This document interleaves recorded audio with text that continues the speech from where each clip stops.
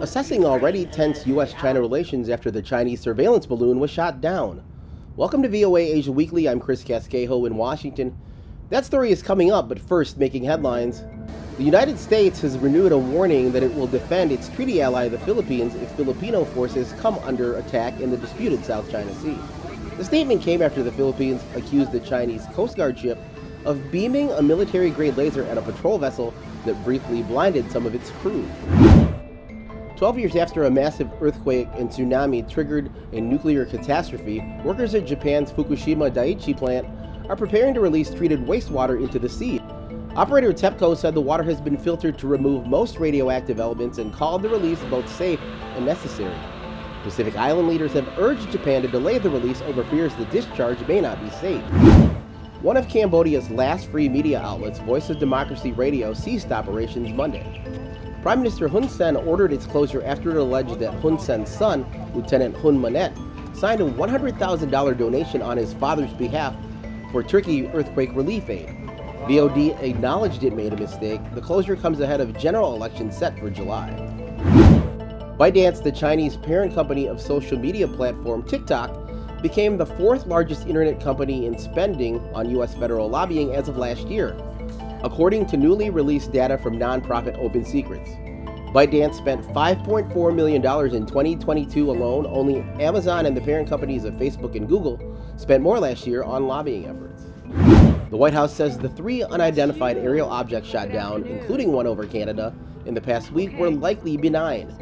Military officials also disclosed that a missile fired at one of the objects over Lake Huron on Sunday missed its intended target and landed in the water before a second one successfully hit. As Washington searches for answers about the surveillance balloon and unidentified aerial objects, one thing is clear: China-U.S. relations have taken a hit. VOA's Anita Powell reports from the White House. There are many questions about the 3 unidentified flying objects the U.S. military has shot down in as many days. White House officials offered one theory on why the military is suddenly finding more of these flying vessels, because these are the objects they're looking for. If you set the parameters in such a way that to look for a certain something, it's more likely that you're going to find a certain something. On Friday, less than a week after downing a Chinese balloon over the eastern shore of the United States, the U.S. military shot down a UFO over Alaska. On Saturday, the U.S. worked with the Canadian military to take down another over the Yukon Territory. And on Sunday, a third was shot from the sky into Lake Huron. People should not panic, Kirby said.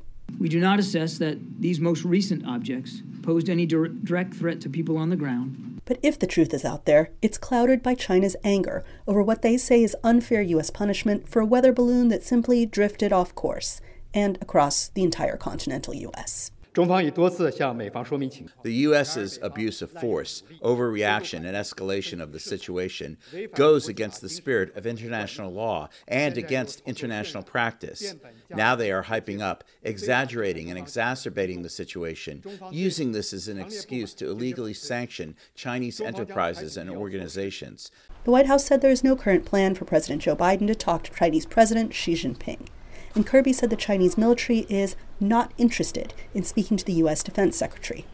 He also repeated claims that the U.S. does not have surveillance aircraft in Chinese airspace. That, says analyst Emily Harding, sets up tension with Beijing and raises serious questions for Washington, questions that Kirby could not answer when asked on Monday. I think the messages that are sent to Beijing is, hey, we caught you, we know what you're up to, cut it out. I think the more interesting question right now for the Pentagon is going to be, what are the rules of engagement on these?